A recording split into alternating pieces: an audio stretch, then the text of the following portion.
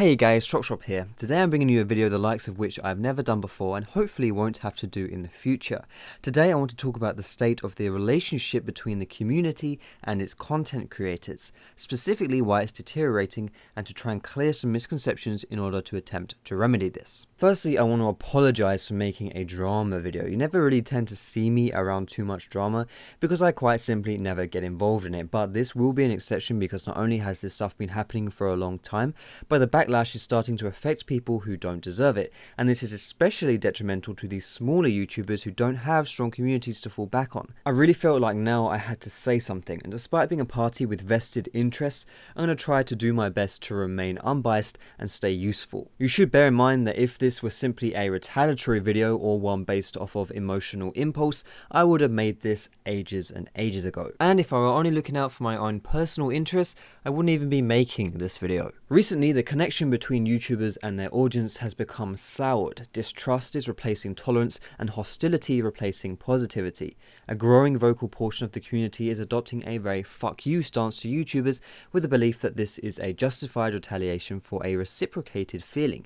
Essentially, content creators couldn't give two wanks about their audience and that they only serve the purpose of lining the YouTubers' pockets. And to be perfectly honest, I don't blame the audience for thinking this way. Recently, some poisonous thoughts have been planted into the community. Thoughts presented as outrage-inducing revelations that show the true nature of the evil video-making warlords, exposing the greedy, immoral waste men that disrespect and disregard their audience. I mean, everyone loves a bit of drama, right? I don't sharpen my pitchforks daily for nothing. Sadly, a lot of this outrage is based off of sensationalism and half-truths. Even more sadly is that when you combine these things with motivating buzzwords and chuck them at a demographic heavily populated by adolescent males, you cause a rampant inferno of vitriol, disgust, and conflict. I'm sure by now a lot of you will know where this is going and who this involves, and if you don't, you should probably consider yourselves lucky. I'm a firm believer that sticking an individual on blast rarely produces positive results. However, the amount of misguided hatred that has been conjured has really gone too far.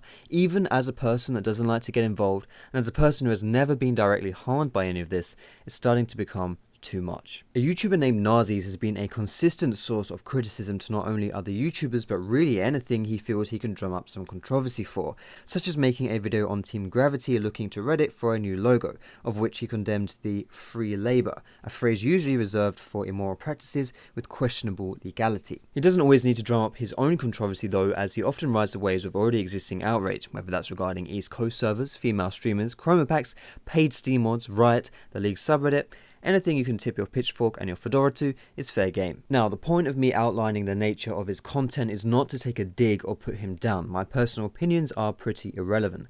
The point is, the individual has a very clear theme: to incite pitchforks. There is no mistaking that that is the only grab of his channel. Now, this is where a distinction needs to be made. There is a difference between exposing controversy and inciting it. This person is not there to break stories and deliver news. He has already claimed he isn't a journalist to avoid the associated accountability.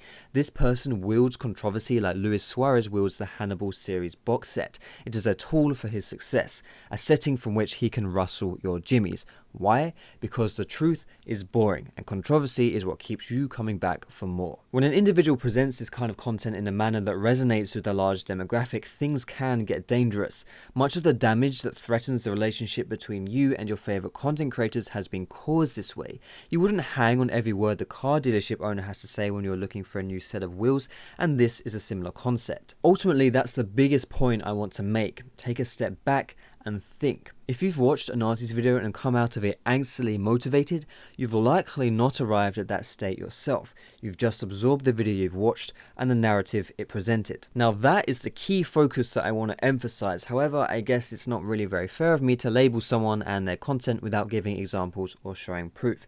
But you only need to spend 2 minutes on his Twitter feed to see that it's littered with sensationalist language, themes, and discussions. And when this kind of stuff fills their feed, you can take a good guess about what the tone of their content holds. As for the half-truths, the sheer amount of amendment and correction videos should be evidence enough of poorly researched and expressed arguments, but the branding of What the Fast as snake oil and claims that the Skype Illuminati group would downvote smaller YouTubers are two examples of things that are simply not true. Now, let me take a step back to make something very clear here too. I am not defending the poor judgments of some content creators.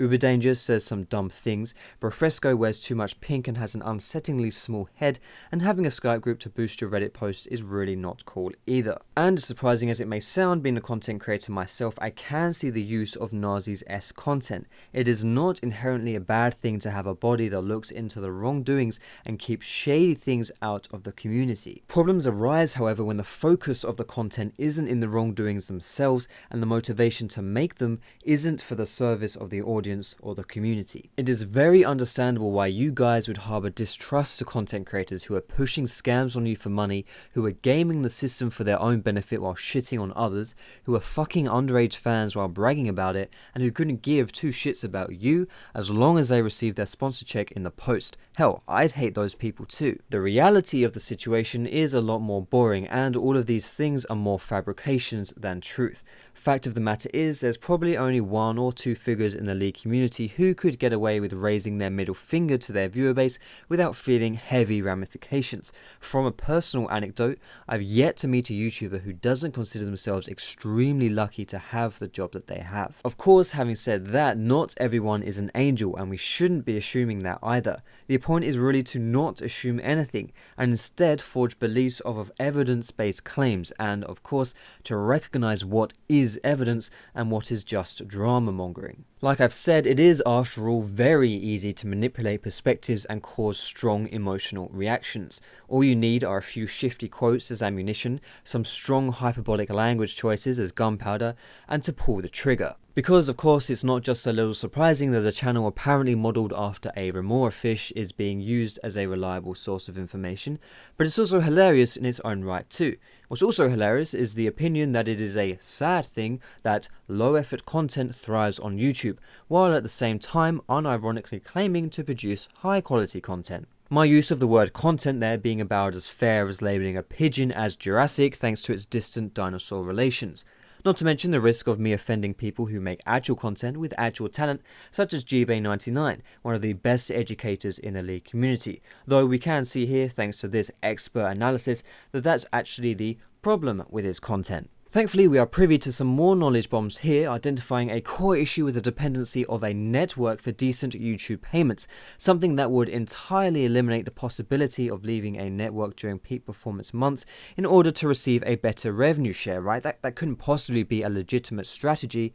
Wrong. But hey, anyone can make mistakes, anyone can talk like they have knowledge without actually knowing anything. I mean, it could be worse, it could be Reddit.